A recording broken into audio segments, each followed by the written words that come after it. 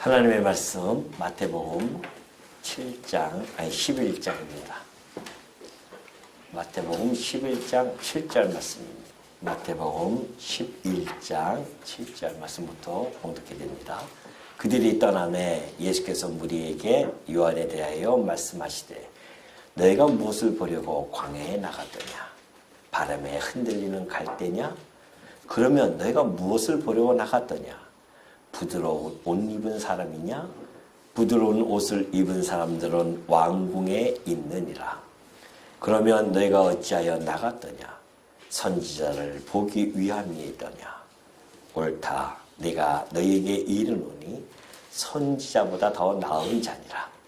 기록된 바 보라, 내가 내 사자를 내 앞에 보내노니 그가 내 길을 내 앞에 준비하리라 하신 것이 이 사람에 대한 말씀이니라. 내가 진실로 너희에게 말하노니 여자가 낳은 자 중에 세례 요한보다 큰 이가 일어남이 없도다. 그러나 천국에서는 극히 작은 자라도 그보다 크니라. 세례 요한의 때부터 지금까지 천국은 침노를 당하노니 침노하는 자는 빼앗느니라. 모든 선지자와 율법이 예언한 것은 요한까지니 만일 너희가 즐겨 받을진대 오리라 한 엘리야가 곧 이 사람이니라. 귀 있는 자는 들을지어다. 15절까지 봉독해 드렸습니다. 예, 우리 지난 시간에 세례 요한이 옥에 갇혔는데 예수님이 행하신 일들을 제자들을 통하여 듣죠. 예, 그리고 나서 제자들을 보냅니다. 혹시 오실 그이가 당신입니까? 아니면 또 다른 일을 기다려야 합니까? 이런 질문을 하게 됩니다. 그 질문은 곧 구약에 예언되어졌던 메시아 그리스도가 당신이십니까? 아니면 우리가 또 다른 그 메시아를 기다려야 합니까? 라는 질문이죠. 예수님께서는 그 질문에 구원의 때의 여명이라고 할 수 있는 표적적인 사건들이 지금 일어나고 있다라는 것을 통하여서 그러한 답을 통하여 예수님이 메시아 곧 그리스도이심을 증언한 바가 있죠. 그리고 나서 이제 제자들이 세례 요한에게 예수님의 답을 가지고 갑니다. 그 이후에 이제 이야기입니다. 이때에 예수님께서 이렇게 무리들에게 말씀을 하고 있는 거죠. 너희가 무엇을 보려고 광야에 갔느냐라고 묻습니다. 그러니까 요한에 대하여 말씀하시는 것이죠. 광야에서는 세례 요한이 외쳤죠. 회개하라, 천국이 가까이 왔느니라 하면서 광야에서 외친 그런 세례 요한이었습니다. 그러니까 광야에 갔는데 갈대를 보러 갔느냐는 것이죠. 물론 어떠한 자연계의 그런 갈대를 비유적으로 이야기하는 겁니다. 왜냐하면은 세례 요한은 지금 꿋꿋하게 정의와 진리를 외치다가 감옥에 갇혀 있단 말입니다. 그러니까 줏대 없이 정말 이렇게 갈대라고 하는 것은 이렇게 줏대 없는 이런 것들을 이야기해 주고 있죠. 그래서 갈대같이 나약하고 줏대 없는 그런 세례 요한을 보러 나가느냐라고 그렇게 묻는 겁니다. 여기서 예수님께서 누구를 보러 가느냐라고 그렇게 묻지 않죠. 무엇을 보러 가느냐라는 그러한 이 말씀을 해주고 계십니다. 이것은 세례 요한의 한 인물 얼굴을 보러 가는 것이 아니라 그가 외쳤던 그 메시지라든가 또는 세례 요한의 삶이 주는 어떤 전체적인 그 의미에 대해서 지금 예수님께서는 그 많은 사람들에게 그러한 관심을 끌기 위해서 누구보다는 무엇을 보러 갔느냐라고 그렇게 질문을 하신 것입니다. 그러면서 묻죠. 그런 갈대냐? 아니. 그러니까 그 사람들은 아닌데요 라고 그렇게 대답했겠죠. 그러니까 그러면 너희가 무엇을 보러 갔느냐는 것이죠. 혹시 부드러운 옷을 입은 사람이냐? 그래요. 부드러운 옷을 입은 사람들은 왕궁에 있지 아니하느냐 그러죠. 여기서 부드러운 옷을 입었다고 하는 것은 예수님께서 같은 병행 구절입니다. 누가복음 7장 25절을 보니까 이렇게 설명해 주고 계셔요. 그러면 너희가 무엇을 보려고 나갔더냐? 부드러운 옷 입은 사람이냐? 보라, 화려한 옷을 입고 사치하게 지내는 자 이렇게 규명해주고 있죠. 자, 부드러운 옷을 입은 자들은 화려한 옷입니다. 그리고 사치하게 지내는 자들, 또 왕궁에서 자기의 자리를 보존하고자 또 이렇게 아첨하는 자들, 이러한 자들을 이야기해주고 있습니다. 그러한 자들을 보러 가느냐는 것입니다. 그러니까는 또 아니라고 했겠죠. 그러니까 9절에 그러면 너희가 어찌하여 나갔더냐 그렇게 이야기해주고 있습니다. 묻죠. 그러면서 선지자를 보기 위함이더냐. 그러니까 예 그렇게 했겠죠. 예 우리는 선지자를 보러 왔습니다. 그러니까 옳다. 그러면서 내가 너희에게 이르노니 선지자보다 더 나은 자니라 이렇게 말씀을 해주고 계시죠. 그러니까 세례 요한은 선지자가 틀림이 없다. 그런데 사실은 선지자보다도 더욱 큰 자, 선지자보다 더 큰 자라고 이렇게 나은 자라고 설명을 해주고 계시죠. 자, 사실은 이 선지자라고 하는 것은 그의 아버지 사가랴가 일찍이 천사로부터 감동을 받고서는 이야기한 바가 있죠. 천사 그 아들에 대해서 그는 지극히 높으시니에 선지자다 그렇게 말씀해 준 바가 있는데요. 그러나 예수님께서는 그거보다 더 나은 자라고 그렇게 덧붙여서 말씀해 주고 계십니다. 그렇다고 한다면은 왜 세례 요한은 선지자들보다도 구약에서 언급되어지고 있는 예언자 곧 선지자들보다도 더 나은 자냐라는 것이죠. 이것이 이제 바로 밑에 말씀해 주고 계십니다. 기록된 바 그 이유는 그런 거죠. 기록된 바 보라 내가 내 사자를 내 앞에 보내노니 그가 내 길을 내 앞에 준비하리라 하신 것이라 이 사람에 대한 말씀입니다. 이것이 이제 말라기서 3장 1절의 말씀을 가지고 설명해 줬죠. 말라기에는 이렇게 되어 있어요. 말라기야 3장 1절 보니까 만군의 여호와가 이르노라 보라 내가 내 사자를 보내리니 그가 내 앞에서 길을 준비할 것이오래요. 그러니까 메시아 하나님께서 메시아를 이 땅에 보내실 때에 그런 말씀이십니다. 자, 메시아를 이 땅에 보내시는데 이 메시아에 앞서서 한 사람을 보내줄 거다. 이것이 이제 요한이죠. 이 요한인데 그 사람은 메시아의 그 길을 미리 준비하는 자입니다. 그러니까 어마어마한 일을 감당하기 위해 이 땅에 오신 겁니다. 그러니까 소개를 해야 되잖아요. 우리가 예를 들어서 제가 어느 단체라든가 이런 데서 일을 행할 때에 중요한 주인공이 오면은 그냥 주인공이 쓱 나타나지 않지 않습니까? 뭐가 필요하죠? 소개하는 자가 필요합니다. 사회자가 필요하죠. 그러면서 막 한껏 그 사람에 대해서 이야기하면서 오늘날 이 시대에 우리들에게 꼭 필요한 하면서 뭐라고 합니까? 누구누구 딱 하면은 등장하면 짜자자자 하면서 딱 주인공이 나타나는 거 아니겠습니까? 그 역할을 하는 겁니다. 세례 요한이. 구약에서 그렇게 우리가 기다리고 기다렸던 그 메시아, 우리의 죄를 사하여 주시고 우리를 구원해 주실 그 메시아가 드디어 등장하셨습니다. 라고 전해줄 자가 바로 이 세례 요한이었습니다. 이것을 말라기 선지자, 곧 예수님이 오시기 전 400년 전이에요. 400년 전은 이 말라기 선지자가 끝으로 더 이상 선지자는 나오지 않았었습니다.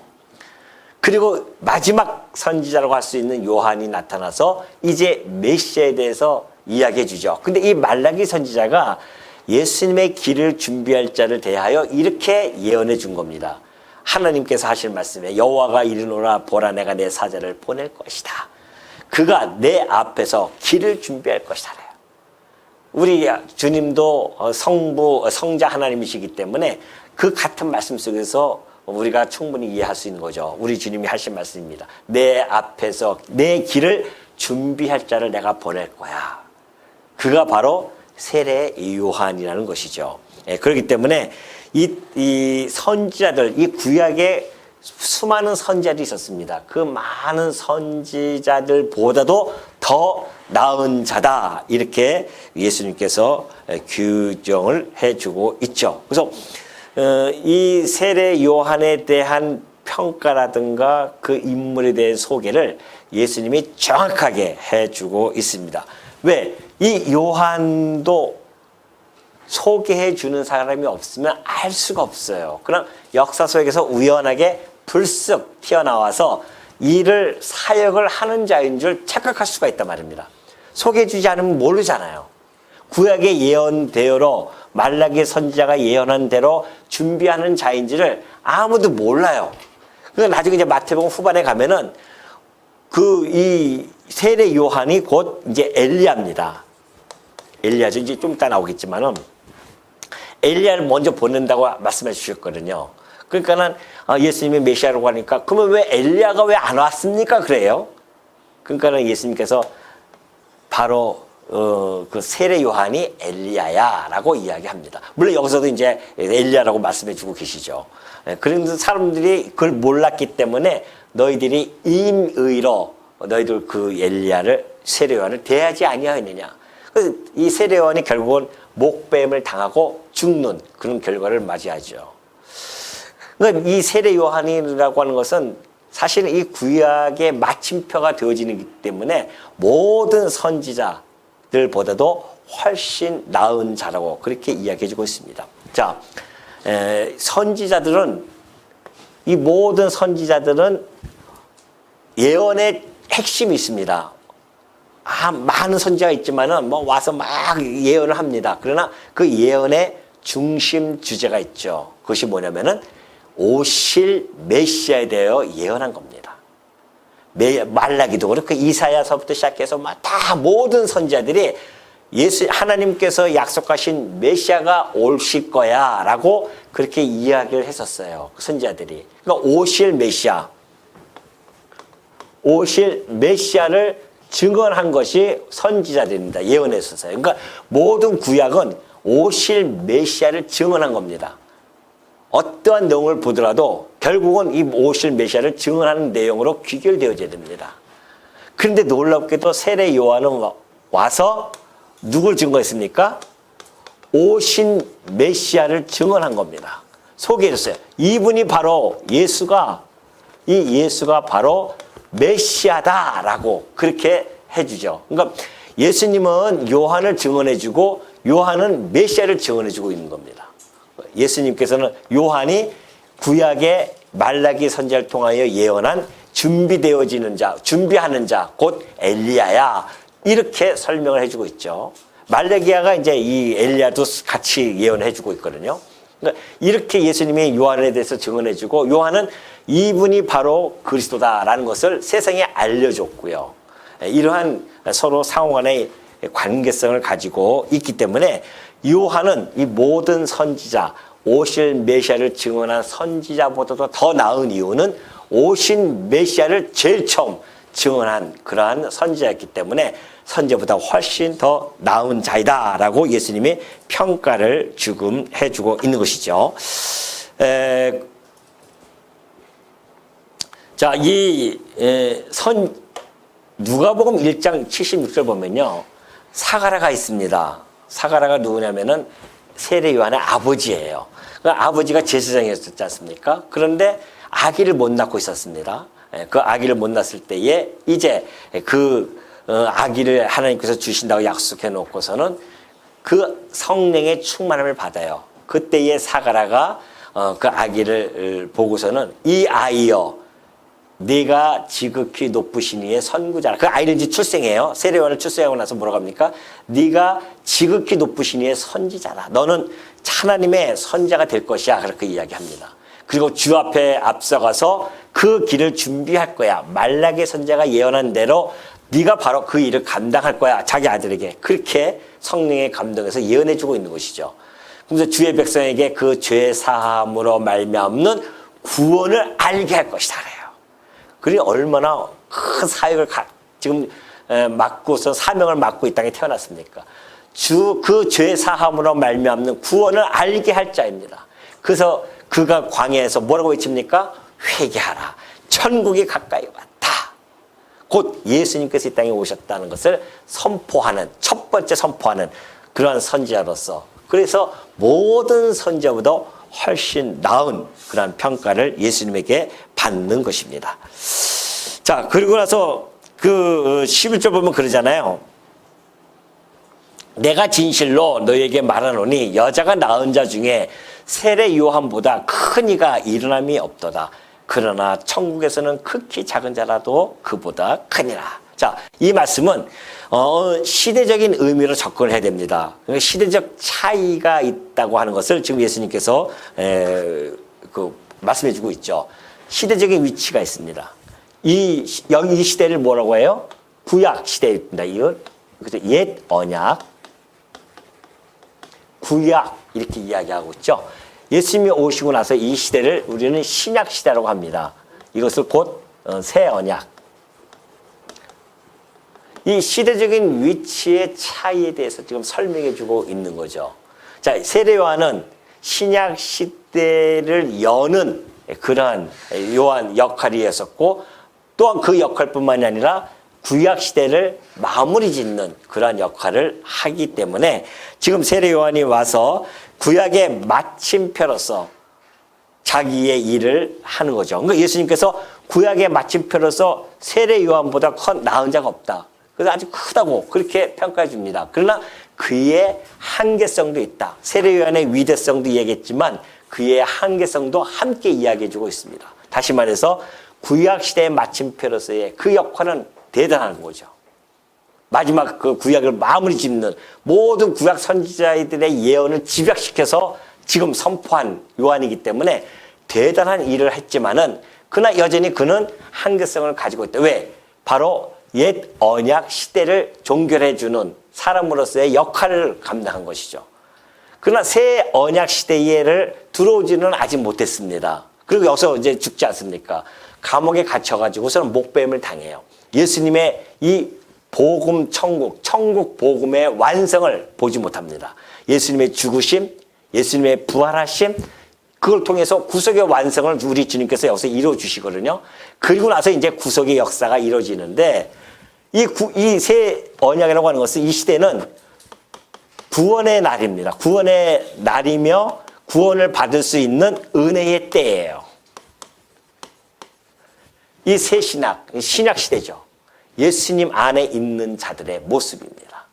그렇기 때문에 시대적으로 이걸 이해해야 된다는 겁니다. 구약 시대 때의 요한이 가장 그 모든 여자에서 태어난 여자 중에 아이 중에서 가장 위대한 평가를 받죠.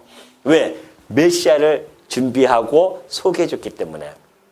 그럼에도 불구하고 요한이 받는 그 영광보다 예수 그리스도 안에서 이 구속의 완성을 체험하고 그리고 성령의 내점을 받고 예수 그리스도를 구주로 맞아들이면서 살아가는 신약 백성들이 누리는 그 영광과는 비교할 수 없음을 이야기해 주고 있는 겁니다.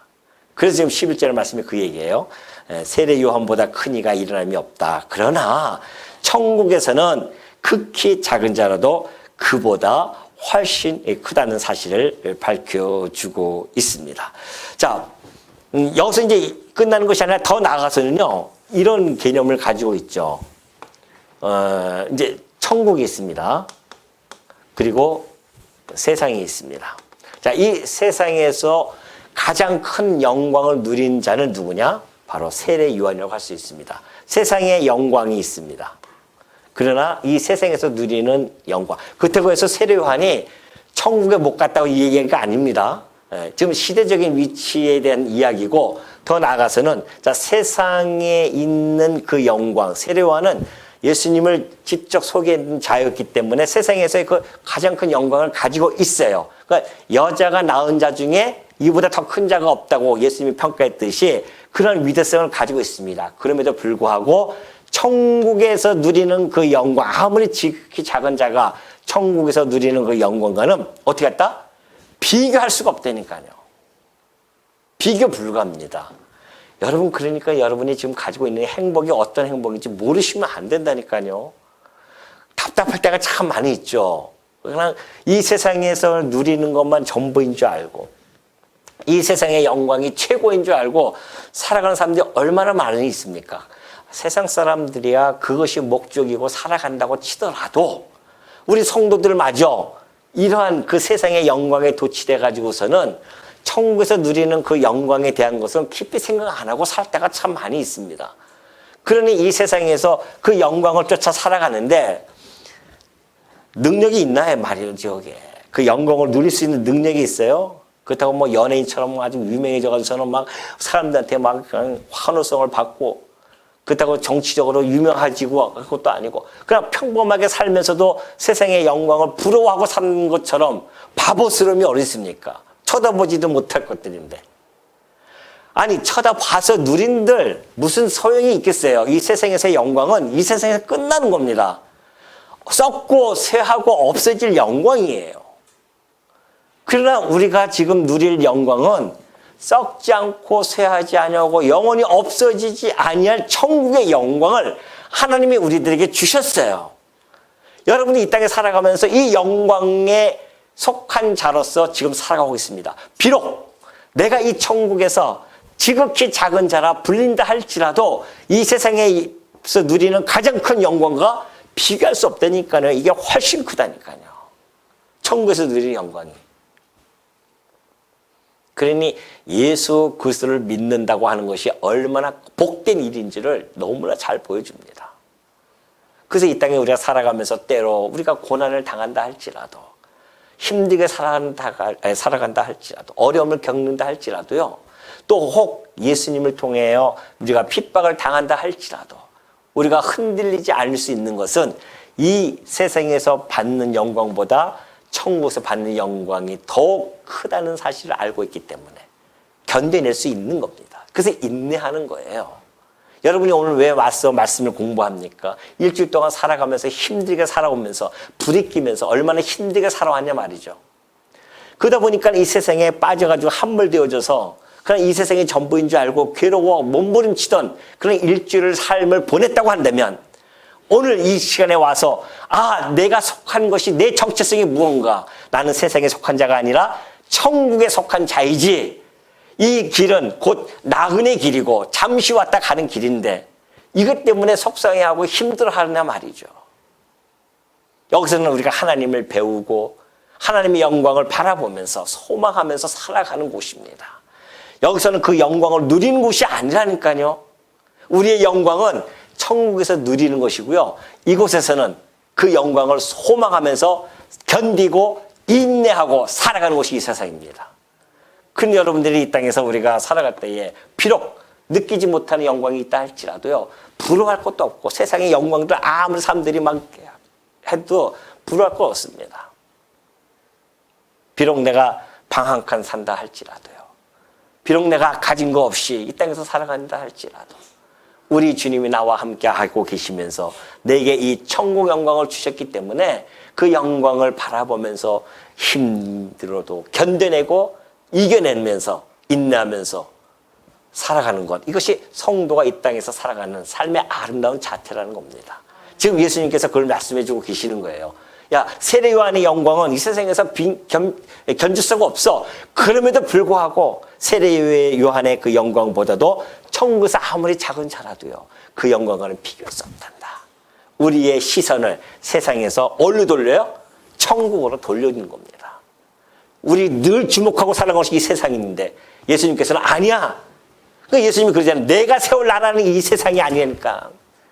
빌라도에게 하는 이야기 아닙니까?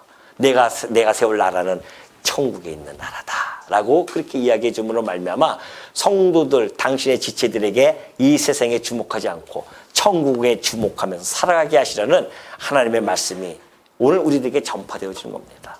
그래서 오늘 예수님께서 하신 말씀이 바로 이 말씀이에요. 천국에 있는 작은 자보다, 이 세례 요한의 영광보다 이게 더 크다는 사실을 11절에서 밝혀주죠. 그러면서 12절 보면은 세례 요한의 때부터 지금까지 천국은 침노를 당하노니 침노하는 자는 빼앗느니라 그러죠.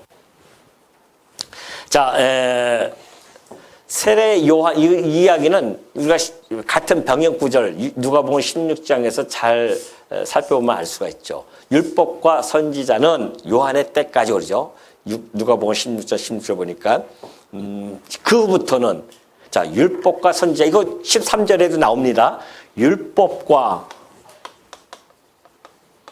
선지자, 이렇게 나와. 그게 구약입니다. 옛 언약, 선지자, 구약 이것을 이야기해주고 있죠. 이 율법과 선지자까지가 요한의 때까지입니다. 그러니까 요한으로서 구약의 모든 예언은 끝난 것이고요. 더 이상 구약 시대가 아니에요. 요한 때까지 딱 끝나요. 그러니까 요한이 구약의 마무리며 신약의 시작입니다. 사실은. 그때부터 하나님 나라의 복음이 전파되어져서 어떻게 돼요? 사람마다 그리로 침입하느니라 그래요. 여기서 우리가 지금 바라보는 침노한다고 하죠. 여기서는 침노한다. 이 침노와 여기서 침입은 똑같은 단어입니다. 그러니까 복음이 이제 전파돼서 그 나라가 침입을 당한다. 왜 이런 표현을 썼을까요? 구약적 배경이 있죠. 자, 이스라엘 백성들이 출애굽을 합니다. 광야에서 40년을 살아가요. 그리고 나서 마지막 가나안 땅, 약속의 땅을 어떻게 합니까? 정복하기 시작합니다. 그러니까 그런 구약적 배경을 가지고 천국은 우리 성도들이 그 가나안 땅은 모형이에요. 천국에 대한 모형이란 말입니다. 그러니까 여러분들 우리 선배들이 돌아가시면은 찬송가 뭐라고 부릅니까? 며칠 후 요단강 건너가 만날이 그러잖아요. 그러니까 그 가나안 땅은 천국에 대한 모형이었습니다. 당신의 백성들이 유월절 어린 양 그리스도의 피를 통하여 구원을 이 땅에 받고 그리고 이 광야 같은 40년을 우리가 살아갑니다. 그리고 마침내 그 땅을 정복해서 약속의 땅에 들어가듯이 우리 성도들이 그러는 거예요. 그래서 이 땅에서 지금 광야 같은 세상에서 여러분이 살고 있습니다. 그러니까 온갖 광야 생활이 얼마나 힘듭니까? 성도들이. 그 생활을 우리가 지금 하고 있는 것이죠. 그리고 마침내 우리가 꿈꾸었던 그리고 소망했던 그 나라 천국을 밀고 들어가는 겁니다. 그러니까 새 요한부터 지금까지 이야기하는 것은 예수님의 이 복음이 전파되어지면서 그 복음을 받아들인 자들이 이 천국으로 막 밀고 들어가서 쟁취하는 겁니다. 이 말씀을 지금 해주고 있죠. 그러니까 공격적인 그러한 것을 말씀해주고 있습니다. 복음은 공격적입니다. 왜? 생명 살리는 일이기 때문에 그래요. 그래서 복음이라고 하는 것은 놀라운 능력을 발휘하는 거죠. 죽었던 영혼들을 막 살립니다. 그리고 천국으로 들어가게 만드시는 이 놀라운 능력. 이것이 이제 예수 그리스도, 그러니까 천국으로부터 시작돼서 복음이 전파되어지고 이것이 이루어진다는 사실을 잘 전달해주고 있는 거죠. 그러면서 모든 선지자와 율법이 예언한 것은 요한까지 여기서 나오잖아요. 모든 율법 선지자들이 예언한 것은 요한까지다. 무슨 예언했는가? 메시아 오실 것을 증언했던 그 예언을 이제 요한까지 끝났다. 왜? 요한의 길을 준비했던 요한이 등장함으로 말미암아 메시아가 등장했기 때문에 그렇다는 것을 지금 설명해 주고 있죠. 그래서 이 요한은요, 구약 예언의 마지막임과 동시에 구약 예언에 대한 성취의 시작이다. 그런 이야기죠. 자, 14절 보면 만일 너희가 즐겨 받을진대 오리라 한 엘리야가 곧 이 사람이니라 그래요. 자, 그렇죠. 엘리야가 올 것을 약속을 해줬습니다. 근데 엘리야는 여러분 잘 알다시피 그 이스라엘의 선지자죠. 한참 위의 선지자입니다. 말라기 선지자보다 한참 위죠. 그 엘리야가 승천을 합니다. 그러니까는 그때 당시에 많은 사람들은 엘리야가 온다는 그 예언의 말씀을 말라기 4장 5절 보면 그래요. 보라, 여호와의 크고 두려운 날이 이르기 전에 내가 선지자 엘리야를 너희에게 보낼 것이다. 말라기 마지막 선지자를 통해서 예언한 내용이 엘리야를 내가 너에게 보낼게. 하나님 그러십니다. 그가 누군가? 예수님의 길을 준비할 자야. 그런 이야기입니다. 그러니까 엘리야가 승천했는데 그러면 엘리야가 다시 이렇게 오시나 보다. 그거를 생각하고 있었습니다. 그러니까 엘리야의 모습으로 이렇게 오는 줄 알고 그때 착각하고 엘리야를 기다리고 있었단 말입니다. 그러니까 엘리야가 오면 이제 메시아가 올 것이니까 이렇게 기다리고 있었는데 왜? 그 엘리야가 와서 무슨 일을 하는가? 6절을 보면 그래요. 그가 아버지의 마음을 자녀에게로 돌이키게 하고 자녀들의 마음을 그들의 아버지에게로 돌이키게 하리라. 돌이키지 아니하면 들을 건데 내가 와서 저주로 그 땅을 칠까 하노라 하시니라. 엘리야가 와서 아버지에게로 마음을 돌이키게 합니다. 하나님에게로 다 돌이키게 한다는 것이죠. 하나님께서는 그 자녀에게 마음을 돌이키게 하고. 근데 누가복음 1장 13절입니다. 요한의 아버지 사가랴가 아기를 못 낳고 있었다 그랬죠. 엘리사벳과 아기를 못 낳고 있었습니다. 그때 천사가 나타나서 아기를 너희가 줄 거야. 그러면서 이해하는 이야기가 누가복음 1장 13절입니다. 천사가 그에게 이르되 사가라여 무서워하지 말라. 너희의 간구함이 들린지라. 애기가 낳고 싶어서 막 기도했더니만 간구함이 들린지라. 네 아내 엘리사벳이 내게 아들을 낳아주리니 그 이름을 뭐라고요? 요한이라 하라. 자, 이는 그가 주 앞에 큰 자가 되며, 그러죠. 주 앞에 큰 자가 될 것이다. 포도주나 독한 술을 마시지 아니하며 모태로부터 성령의 충만함을 받아요. 모태로부터 성령의 충만을 받지 않습니까? 그러니까 예수님이, 마리아가 예수님이 잉태하고 나서 엘리사벳에게 처음 갔어요. 뱃속에 있을 때에. 그러니까 엘리사벳도 그때 뱃속에 있었죠. 요한이 성령의 뱃속부터 충만해가지고 예수님을 어떻게 해요? 알아보고서는 막 뛰기 시작합니다. 그 이야기가 또 나오지 않습니까? 그러면서 그가 이스라엘 자손을 곧 그들의 하나님께로 많이 돌아오게 할 것이다. 그가 또 엘리야의 10년과 하게 천사가 정확하게 얘기하죠. 엘리야의 모습으로 오는 것이 아니라 엘리야의 뭐예요? 10년과 능력으로 주 앞에 먼저 와서, 예수님 메시아가 오기 전에 먼저 와서 아버지의 마음을 어떻게 해요? 자식에게 거스리는 자를 의인의 슬기에 돌아오게 하고 주를 위하여 세운 백성을 준비하리라. 그 엘리야가 바로 요한이었습니다. 예수님께서 아시잖아요. 메시아니까 너희가 즐겨 받을진데 오리라 한 그 엘리야가 바로 세례 요한 이 사람이다 그래요. 그러면서 뭐라고 합니까? 귀 있는 자는 들을지어다. 아무나 듣지 못한다는 겁니다. 세례 요한은 엘리야로 듣지를 못해요. 귀 있는 자만 들으란 말입니다. 다시 말해서 영적인 들을 귀가 있는 자들만 듣는 이야기입니다. 오늘 여러분들 이 세례 요한이 엘리야로 믿습니까? 들을 귀가 있어서 아멘이 나오는 겁니다. 들을 귀가 없는 분들은 어떻게 해요? 아멘이 안 나오죠. 잘 모르니까. 그 세상 사람들한테 얘기해 보십시오. 몰라요. 엘리야가 요한인지 요한이 엘리야인지 관심도 없고 이런 데는. 오랜 시간 돈 벌어서 먹고 사는 데만 관심 있지 이런 데 관심 있어요? 여러분들은 얼마나 관심 있게 지금 듣고 있습니까? 아주 귀를 쫑긋해가지고서는 왜? 들을 귀가 있어서 그래요. 들을 귀가 있는 자가 행복한 거라 말입니다. 이게 들려지는 사람들은 천국 복음이 그래서 들려지는 겁니다. 천국 복음이 들려졌다고 하는 것은 주를 위하여 세운 백성이라는 것이 틀림없죠. 보십시오. 여기서 주를 위하여 세운 백성을 준비할 것이다.